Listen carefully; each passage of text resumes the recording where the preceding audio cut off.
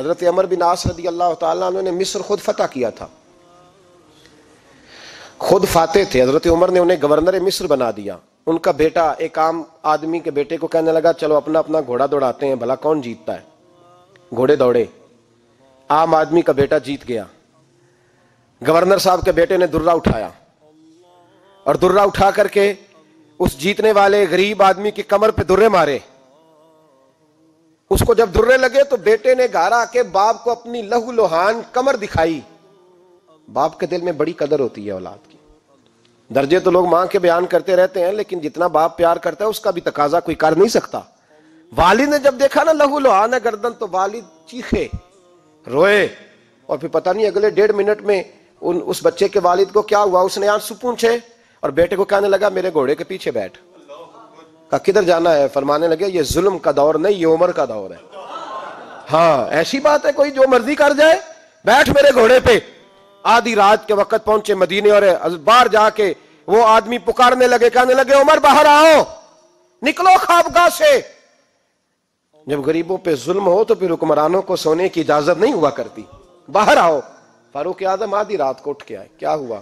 کہا عمر دیکھ یہ بیٹا جو میں نے اپنے منہ کے نوالے کھلا کھلا کے پالا ہے، ذرا میرے لال کی پشت دیکھ. تیرے دور حکومت میں یہ حال ہوگا. حضرت فاروق اعظم نے کہا جاؤ بلا کے لاؤ فاتح مصر کو. حضرت عمر بن عاص بیٹے سمیت آئے. جناب فاروق اعظم فرمانے لگے مجمع میں کھڑا کر کے، فرمایا کیوں مارا تو نے اس کو؟ گردن جو گئی. فرمایا تو گورنر کا بیٹا تھا اس لیے مارا ہے؟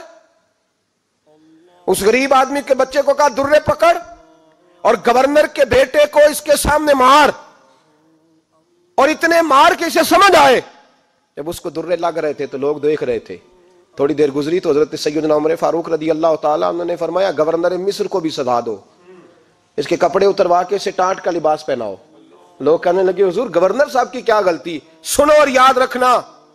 حضرت فاروق اعظم کہنے لگے اس بچے کے دل میں بات ڈالی کس نے کہ تو گورنر کا بیٹا ہے؟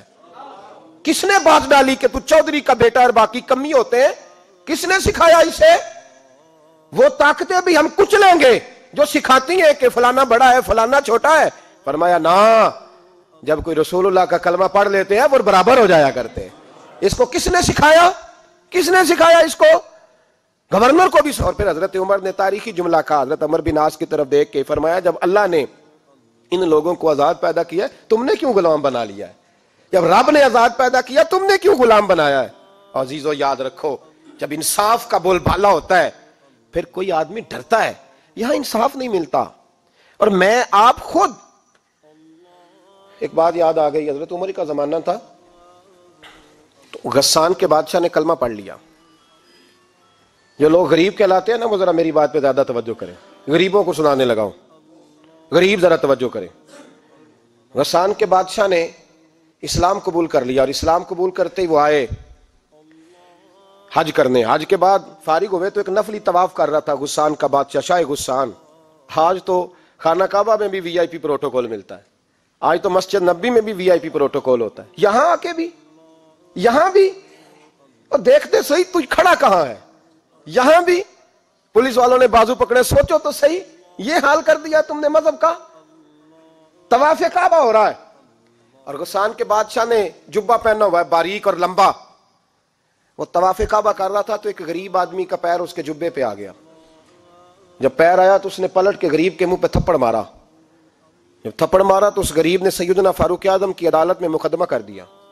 کہا بادشاہ نے تھپڑ مارا ہے. حضرت عمر فاروق رضی اللہ تعالیٰ عنہ نے بادشاہ کو بلایا.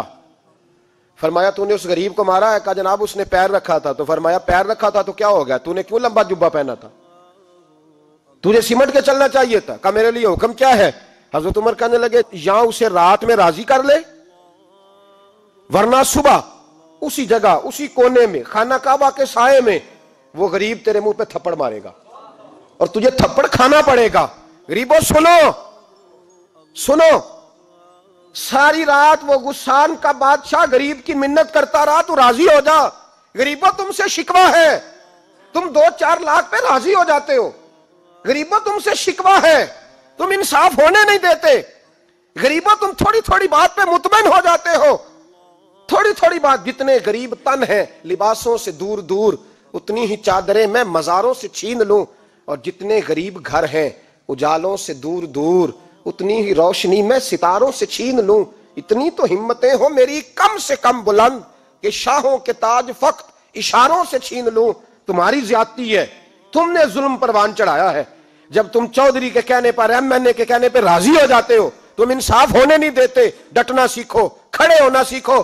جب اسے کہا نا راضی ہو جا، تو وہ غریب کہنے لگا میں راضی ہو جاؤں اور کل تو کسی اور کو بھی تھپڑ مارے؟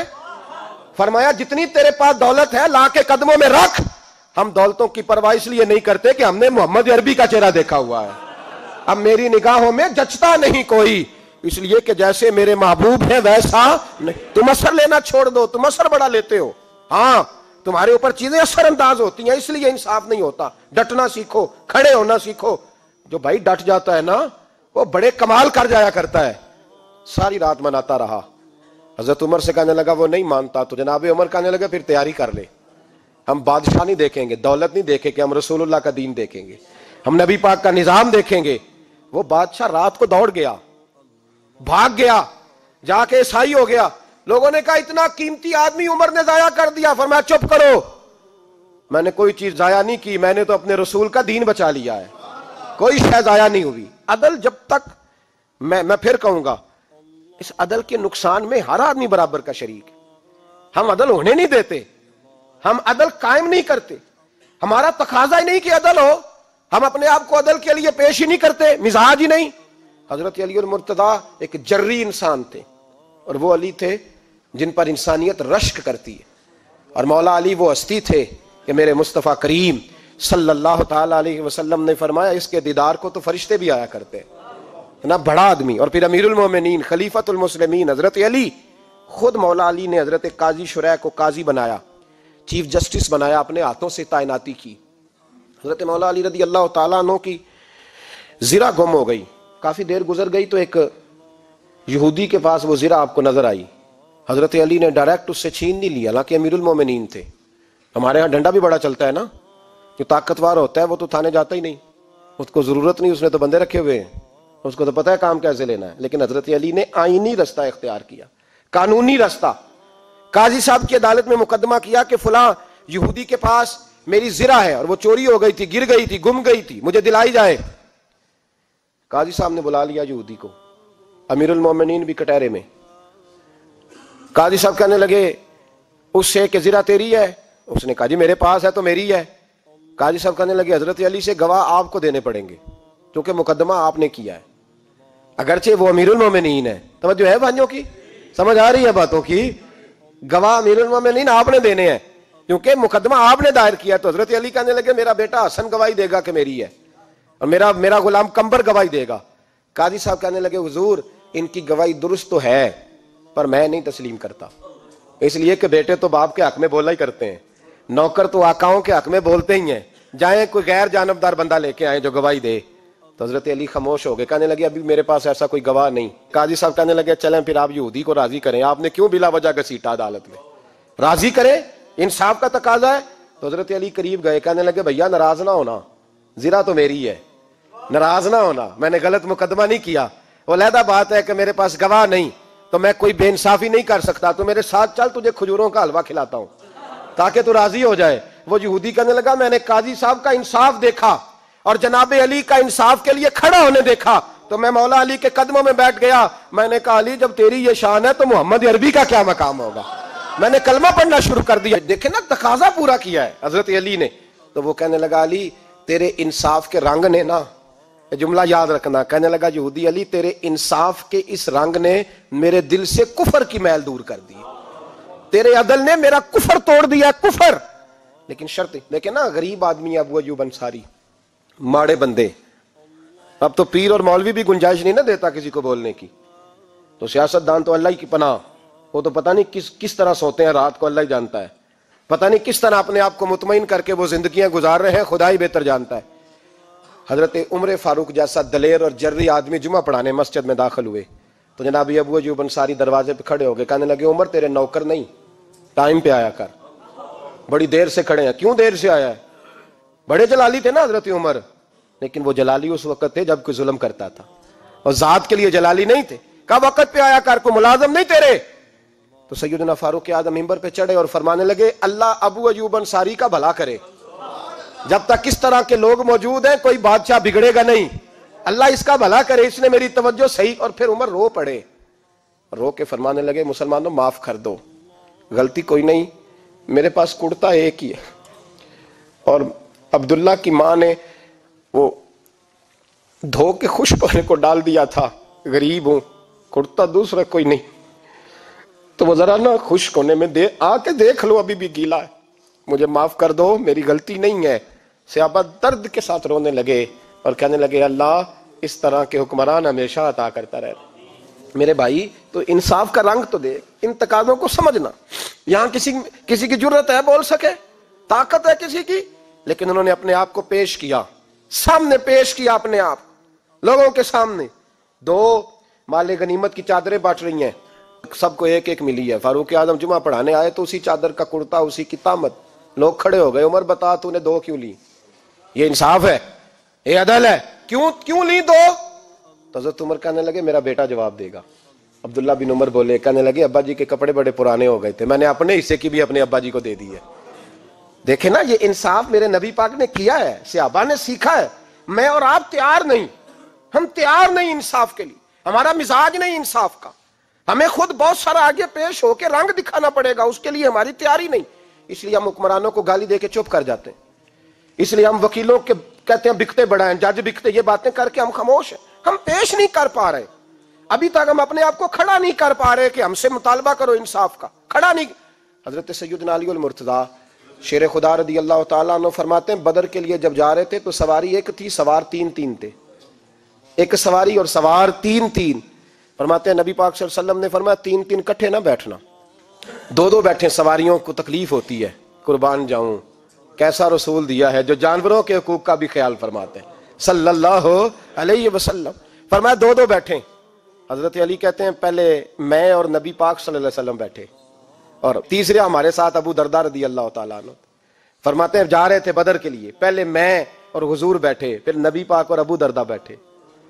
فرماتے ہیں پھر نمبر لگ گیا میرا اور ابو درداء کا، اور مصطفیٰ نے گھوڑے کی لگام تھامی تو حضرت ابو درداء تڑپ اٹھے، کہنے لگے علی نہ طبیعت مانتی ہے، نہ ادب مانتا ہے، نہ عشق مانتا ہے، تو اس طرح کر، میں تو چھوٹا ہوں، آپ کہیے رسول پاک سے، آپ ہر لحاظ سے بڑے ہیں، آپ عرض کیجئے کہ حضور نہ ادب مانتا ہے، نہ عشق مانتا ہے، نہ پیار مانتا ہے، نہ تقاضا ہے، مہربانی کرے آ جائیں۔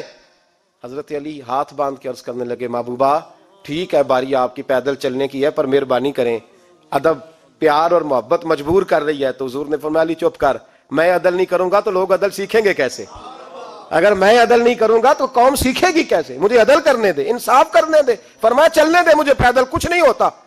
تقاضا عدل جب تک پورا نہیں ہوتا، آپ یقین کریں میرے صاحب کہا کرتے تھے میں عدالت کو عدالت نہیں کہتا، کچہری کہتا ہوں، اس لیے کہ عدالت وہ ہوتی ہے جہاں عدل ہوتا ہے۔ یہاں تو حال یہ ہے، بتائیے وکیل کو نہیں پتا ہوتا کہ جو میرے پاس آیا یہ غلط آدمی ہے، وہ اس کی حمایت کرتا ہے کہ نہیں، اس کے ساتھ چلتا ہے کہ نہیں، جھوٹ کے ساتھ آخر تک لڑتا ہے کہ نہیں لڑتا، جو گواہ بن کے جا رہے ہوتے ہیں انہیں پتا ہوتا ہے کہ نہیں کہ ہم جھوٹے کی گواہی دینے جا رہے ہیں، تو پھر کیا سارا ظلم حکومتیں کر رہی ہیں؟ معاشرہ بھی تو اپنی ترتیب بدلے نا، لوگ بھی تو اپنا رنگ بدلے نا، لوگ بھی تو طبیعت بدلے نا۔ کون منتخب کرتا ہے انہیں ظالموں کو؟ عوام، اور پھر اس کے بعد شکوہ بھی عوام ہی کرتی ہے۔ خدا را تقاضے سمجھو، مزاج سمجھو، طبیعت سمجھو اسلام کی۔ میرے نبی پاک صلی اللہ علیہ وسلم نے عدل کا بول بالا کیا، ہر مقام پر، ہر نقطے پر رسول پاک صلی اللہ علیہ وسلم نے عدل عدل اور عدل کی آواز بلند فرمائی۔ کوئی مقام ایسا نہیں، آپ پڑھیے کتابیں، اگر ایک کلمہ پڑھنے والے اور یہودی کا فیصلہ آیا ہے اور نبی پاک صلی اللہ علیہ وسلم نے یہودی کو حق میں سمجھا ہے تو نبی پاک نے یہودی کے حق میں فیصلہ دیا۔ وہ منافق بگڑ گیا ہے، حضرت عمر کے پاس گیا ہے، لیکن حضور نے فرمایا جہاں جاتا ہے جا، فیصلہ وہی کیا جائے گا جو عدل پہ مبنی ہوگا، جو انصاف پہ مبنی ہوگا۔ ہماری طبیعتوں کے اندر سے وہ جو جس سٹیج پہ کوئی بیٹھا ہے وہ وہاں بڑا ہے، وہ جہاں بیٹھا ہے وہ سلطنت کا مہاراجا ہے، وہ کہتا ہے نہیں میرے پاس سارا کچھ ہے، یہاں تو میں اختیارات استعمال کروں گا، وہ استعمال نہ ہوئے تو پھر دولت استعمال کروں گا۔ تو جب اجتماعی مزاج قوم کا بگڑتا ہے، پھر معاشرے میں ناانصافی عام ہوتی ہے، پھر ظلم عام ہوتا ہے، پھر بے رہ روی کا شکار۔ اور میرے نبی پاک صلی اللہ علیہ وسلم کی حدیث سن لے، ذرا جا کے سننا یہ والی روایت، اور اسے یاد کر لینا، اس کا رٹا لگا لینا۔ حضور نے فرمایا تھا جس معاشرے میں بے حیائی عام ہوگی وہاں ایسی بیماریاں پیدا ہوں گی جن کا علاج ہی کوئی نہیں ہوگا. اور حضور نے فرمایا جس قوم کے اندر انصاف نہیں ہوگا وہاں قتل عام ہوگا.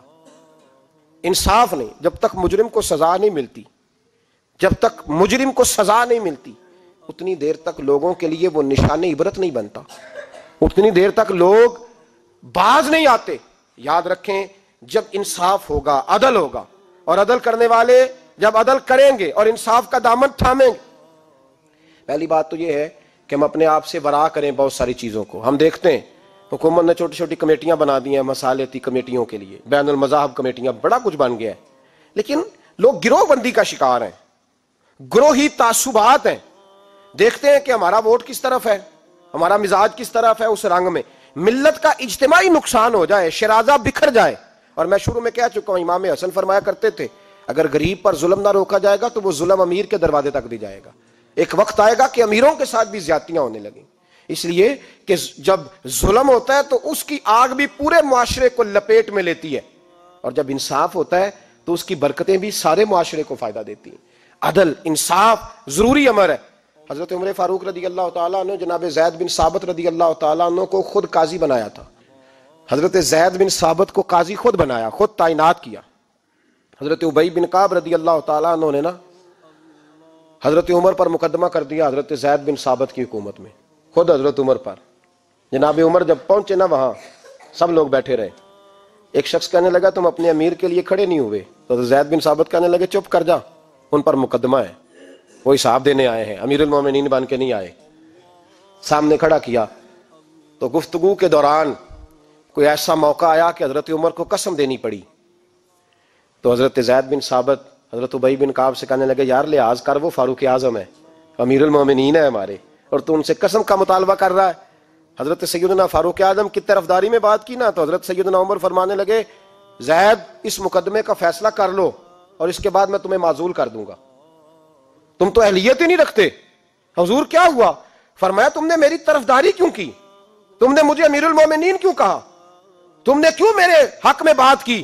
اگر میں اور تو اس طرح کرنے لگیں گے تو امت کو عدل کون دے گا؟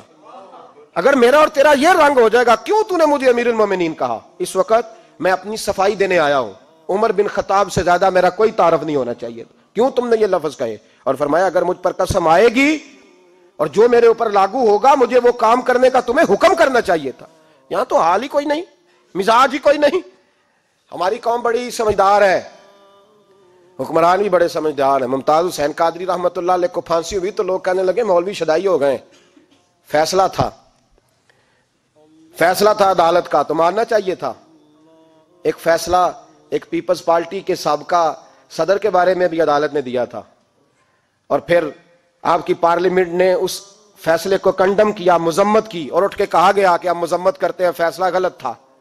جب حضرت ممتاز قادری کے حق میں فیصلہ آئے تو اس وقت لوگ بولتے ہیں، کہتے ہیں دیکھو جناب عدالت کا فیصلہ ہے اور مولوی کہہ رہے پھانسی نہ دو. اور جب ایک شخص پر، ایک عام آدمی پر فیصلہ آئے اور بڑی عدالت کرے اور وہ چوکوں چوراہوں میں کھڑا ہو کے کہے کہ ہم اس فیصلے کو نہیں مانتے، پھر کوئی آدمی نہیں بولتا. پھر کسی جگہ ہم نے کہا تھا بچ جا، تو رسول اللہ صلی اللہ علیہ وسلم کی ناموس والوں کا لحاظ کر، اللہ رسول تیرا خیال فرمائیں گے. لیکن یہاں عدل اور انصاف کے تقاضے بڑے عجیب ہیں. غریب کے حق میں فیصلہ اور ہے اور امیر کے حق میں فیصلہ اور ہے. چودھری صاحب پہ درخواست آ جائے تو ایس ایچ او صاحب ٹیلی فون کرتے ہیں، چودھری صاحب درخواست آئی ہے تو کی کرنا جے، وہ کی کرنا، تو اپلیکیشن آئی ہے، لینی ہے کہ نہیں؟ اور اگر غریب آدمی بیچارہ ریڑھی والا 4 بیٹیوں کا باپ ہے اور نہ وہ گدھا گاڑی پہ بیچتا ہے فروٹ، تو غلط کراسنگ کی وجہ سے مقدمہ ہو گیا ہے، تو چودھری کو ساتھ لے کے وہ گیا ہے، چونکہ 4 بیٹیاں نا اور کل اس کی ملکیت وہی 5000 تھا جس کا اس نے فروٹ خریدا تھا. چودھری بھی کرسی پہ، ایس ایچ او بھی کرسی پہ، اور غریب آدمی زمین پہ بیٹھا ہے، اور ایک ایک زبان سے 32 گالیاں اسے دی جا رہی ہیں. وہ کہتے ہیں چودھری صاحب تہاڈی مہربانی، میں تو شامی گھر جانا ہے تو میری تیاں روٹی کھانی، مہربانی کرو میرا سامان واپس کر دو، مہربانی کرو خدا را میرا سامان دے دو. او یار ظلم یہ ہے کہ یہاں امیر کے لیے قانون اور ہے اور غریب کے لیے قانون اور ہے. اس وقت پھر ظلم ہوتا ہے، پھر زیادتی ہوتی ہے، پھر ملتیں نہیں بنتی، پھر اس سے ڈاکو پروان چڑھتے ہیں. اس سے پھر ظالم پروان چڑھتے ہیں. اپنے آپ کو پیش کرو. یاد رکھو میرے نبی پاک صلی اللہ علیہ وسلم نے فرمایا ظلم قیامت کے اندھیروں میں سے ایک اندھیرا ہوگا. ظالموں کو قیامت کے دن ٹھوکریں لگیں گی, رستہ نہیں ملے گا. اپنے آپ کو پیش کریں, چھوٹی سی بھی زیادتی, چھوٹا سا بھی ظلم نہ ہونے پائے. انصاف کے تقاضے پورے ہونے چاہیے. نبی پاک صلی اللہ تعالی علیہ وسلم نے جو امت ہمیں بنایا ہے تو اس امت میں انصاف کا بول بالا ہے. کوئی آدمی انصاف سے بالا تر نہیں. بہت بڑی بات کرنے لگا ہوں. امام ابو نعیم نے لکھا ہے خود رسول پاک نے اپنی ذات کو انصاف کے لیے پیش کیا. اس بات کو میں جب کبھی سوچتا ہوں نا تو لگتا ہے کہ روح پرواز کر رہی ہے اور پتہ نہیں کہاں کہاں سے ہو آئی ہے. انصاف کا بول بالا ایسے نہیں ہوتا. حضرت فاروق اعظم اور مولا علی اور عثمان غنی اور ابو بکر صدیق اور سیدنا قاضی شرح جیسے لوگ ایسے ہی تیار نہیں ہوتے. ان کے پیچھے جو میرے رسول پاک صلی اللہ علیہ وسلم کا مزاج ہے اس کو سمجھیں, غور کریں. میں جب اس پہلو کو دیکھتا ہوں نا, آپ یقین کریں یہ روایت میں کبھی کبھی پڑھتا ہوں اور کبھی کبھی اس کو بیان کرتا ہوں تو میں کھو جاتا ہوں بہت ساری جگہوں پہ. پتہ نہیں کہاں کہاں کا سفر طے ہو جاتا ہے. حضرت عکاشہ بن محصن رضی اللہ تعالیٰ عنہ فرماتے ہیں کہ نبی پاک صلی اللہ علیہ وسلم کے وصال سے 2-3 دن پہلے کی بات, محبوب پاک صلی اللہ علیہ وسلم نے فرمایا سب لوگوں کو مسجد نبوی میں اکٹھا کرو. اکٹھا کیا. جب کوئی نئی آیت آتی تھی یا کوئی جنگ کی تیاری ہوتی تھی تو لوگ اکٹھے کیے جاتے تھے. سب کو اکٹھا کیا. کہتے ہیں جب حضور کا حجرہ نور کھلا تو 2 آدمی بظاہر حضور کو سہارا دے کے لائے. اتنی بخار اور کمزوری ہے. حضور منبر پہ بیٹھے اور جب نبی پاک بات کرتے ہیں تو ہاتھ مبارک پہ بظاہر راشا ہے, کانپتے ہیں دست اقدس.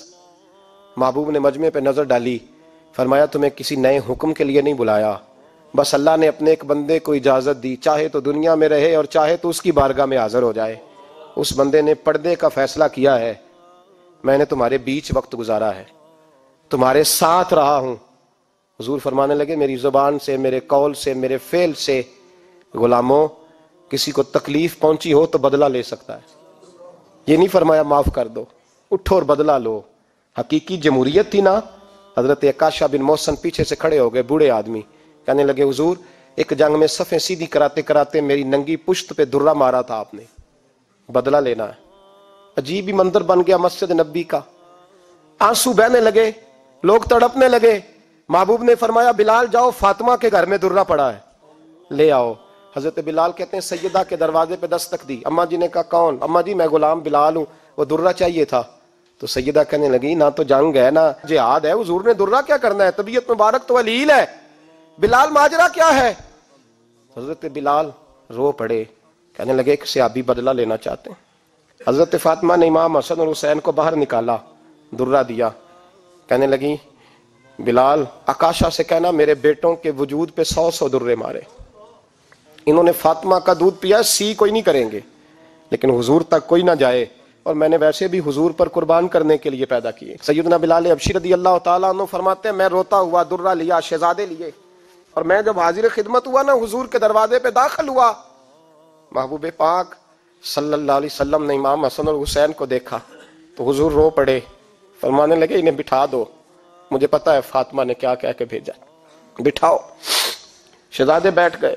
میرے محبوب پاک علیہ السلام نے فرمایا عکاشہ کو درہ دو. حضرت عکاشہ کہتے میں درہ لے کے آگے بڑھا تو کسی نے میرا پیر تھاما. جب میں نے نیچے دیکھا تو ابو بکر صدیق تھے. کہنے لگے یار میری کمر پہ مار, حضور کے قریب نہ جانا. نبی پاک نے فرمایا صدیق ہٹ جا یار بیچ میں سے آنے دے. کہتے میں ذرا آگے بڑھا تو مولا علی شیر خدا نے میرا پیر تھاما. عکاشہ نہ کر, میں نے کہا آنے دو. محبوب فرمانے لگے علی ہٹ جاؤ, اسے آنے دو. حضرت علی شیر خدا بھی ہٹ گئے. جناب عکاشہ قریب آئے, کہا حضور ذرا کمر سے کپڑا تو ہٹائیں, میری پشت اس وقت بغیر کپڑے کی تھی. محبوب نے کپڑا ہٹایا اور جناب عکاشہ نے درہ جو اٹھایا تو صحابہ کی چیخیں نکل گئی, رونے لگے, اور نہ کرنا یار نہ کرنا. جناب عکاشہ نے درہ دور پھینکا اور حضور کے وجود کو چومنے لگے. کہنے لگے کس نے درہ مارنا تھا, میں تو جاتے جاتے حضور کا بوسہ لے کے اپنے لیے جنت اکٹھی کرنے جا رہا تھا. میرے محبوب پاک صلی اللہ علیہ وسلم نے فرمایا جس نے جنتی دیکھنا ہو میرا عکاشہ دیکھے. امت کو درس دیا, امت کو درس دیا. پیش کر اپنے آپ کو انصاف کے لیے, آگے بڑھ, پیش کر اپنے آپ کو انصاف کے لیے اور کھڑا ہو جا عدل کے لیے. ان اللہ یأمر بالعدل والاحسان, اللہ تمہیں حکم دیتا ہے عدل کا. میرے مصطفیٰ کریم صلی اللہ علیہ وسلم نے خود, حالانکہ وہ درہ جو محبوب پاک صلی اللہ علیہ وسلم نے ان کو مارا وہ عمدن نہیں تھا, وہ تو صفیں سیدھی ہو رہی تھی, کہا تم بھی آگے ہو جاؤ، تم پیچھے ہو جاؤ، روٹین ہوتی تھی۔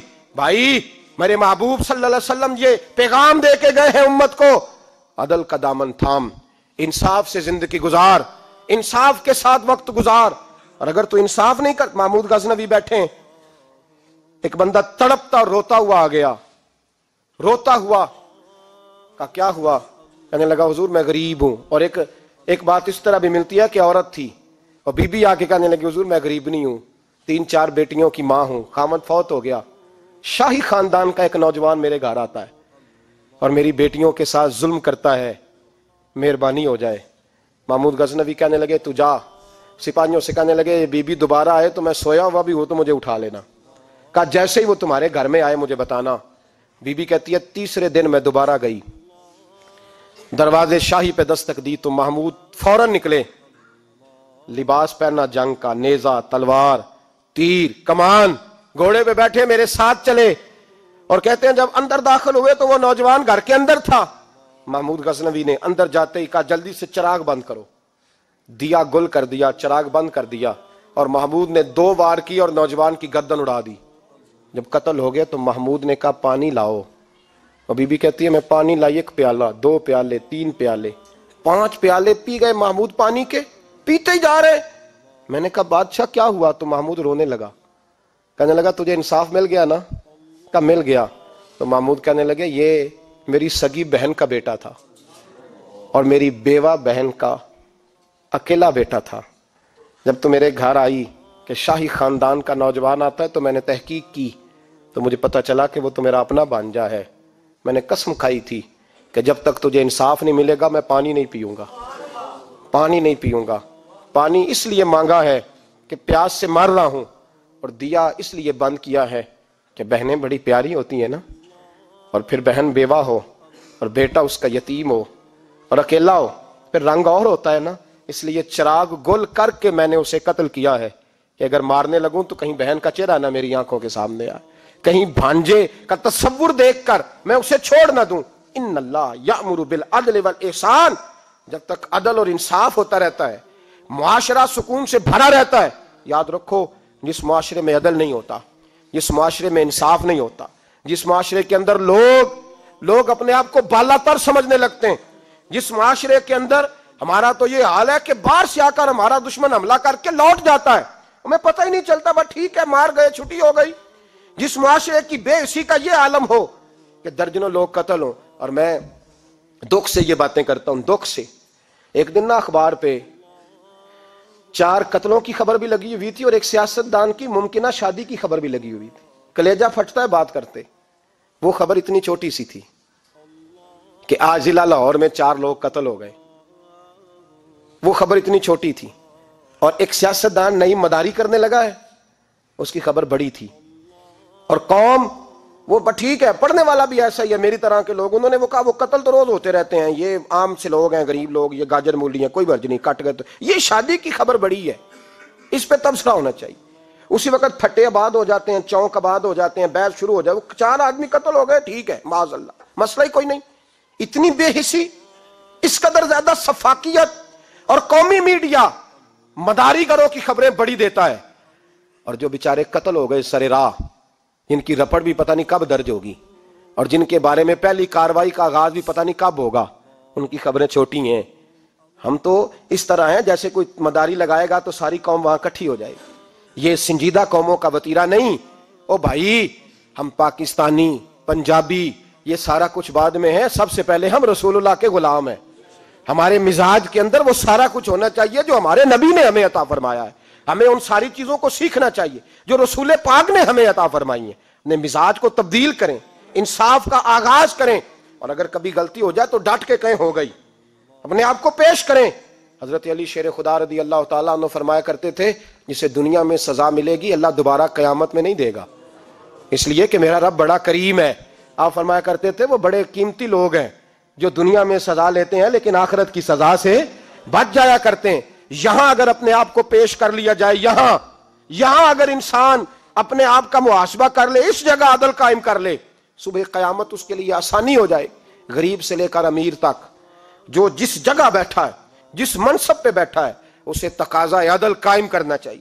اسے انصاف کا بول بالا کرنا چاہیے، اسے ہر مقام پر یہ سوچنا چاہیے کہیں ایسا تو نہیں کہ میں بے انصاف ہوں۔ اور یاد رکھیں انصاف انصاف ہوتا ہے، نہ انصاف کی آنکھیں ہونی چاہیے اور نہ انصاف کا دل ہونا چاہیے۔ وہ دیکھے نہ کہ سامنے کون ہے، اور اس کا دل اگر دھڑکے تو صرف انصاف کے لیے دھڑکے، کسی اور کے لیے دھڑکنا نہیں چاہیے۔ اسے بالکل فیصلہ کرنا چاہیے، جو بھی سامنے آئے اسے فیصلہ کرنا چاہیے۔ اپنے آپ کو پیش کرنا سیکھیں، معاشرے میں انصاف کرنا سیکھیں، عدل کرنا سیکھیں۔ ہمارے ہاں انفرادی سطح پہ جب شروع ہوگا یہ کام، انفرادی سطح پہ، پھر وہ اجتماعی، آپ یقین کریں لوگ گفتگو کی حد تک بھی انصاف نہیں کرتے۔ کوئی آدمی اگر صحیح کہہ رہا ہے نا بات، لیکن ہمارے مفادات کو ٹھیس پہنچ رہی ہے تو اس کی مخالفت کرنا ہم ضروری سمجھتے ہیں، کہتے ہیں بات صحیح کر رہا ہے، پر چونکہ میرے مفادات کی نہیں، لہذا میں اس کو اس بات میں آگے بڑھنے کی اجازت نہیں دوں گا۔ 2-4 دن پہلے ایک صاحب مجھے سمجھانے لگے، کہنے لگے معاملات تھوڑے آگے بڑھ رہے ہیں، اب تو چیزیں بڑی ساری صحیح ہو گئی ہیں، علماء کو نرمی کرنی چاہیے۔ اور میں نے کہا کس بات کی نرمی؟ ہماری آواز تو اتنی مؤثر ہے ہی نہیں، ہم نے تو کبھی دعویٰ ہی نہیں کیا کہ ہماری وجہ سے بڑا انقلاب آ رہا ہے۔ اگر کونوں میں بیٹھ کے مسجدوں میں رسول اللہ کے نام کی دعائی دیتے تو اتنا تو موقع دو نا، ہمیں کم از کم اتنا تو کرنے دو۔ اور وگرنہ اگر ہم سے پوچھو تو مرحوم کہہ گئے تھے جتنے غریب گھر ہیں اجالوں سے دور دور، اتنی ہی روشنی میں چراغوں سے چھین لوں، اور جتنے غریب تن ہیں لباسوں سے بے نیاز، اتنی ہی چادریں میں مزاروں سے چھین لوں۔ اتنی تو ہمتیں ہوں میری کم سے کم بلند کہ شاہوں کے تاج فقط اشاروں سے چھین لوں۔ عدل رہے گا تو امن رہے گا، عدل رہے گا تو سکون رہے گا، عدل رہے گا تو معاشرہ بنے گا، اور انسان رہیں گے۔ اور اگر بے انصافی ہوگی تو بھیڑیے پلیں گے، درندے پلیں گے۔ یاد رکھنا انسانوں کی بستی اس وقت تک قائم رہتی ہے جب تک اس میں انصاف رہتا ہے، اور جب انصاف رخصت ہوتا ہے پھر بھیڑیوں کا راج ہوتا ہے۔ اگر چاہتے ہو کہ دنیا میں انسان رہے پھر انصاف کرنا پڑے گا، اور اگر بھیڑیوں کو موقع دینا ہے تو ٹھیک ہے، پھر کسی طرف نہ دیکھیں، اپنے آپ کو سجائیں سنواریں، دل کو روشن کریں، ادھر بڑھیں جدھر انصاف زیادہ ہے۔ اللہ اپنے محبوب کی سچی غلامی عطا فرمائے۔ آخر دعوانا الحمدللہ۔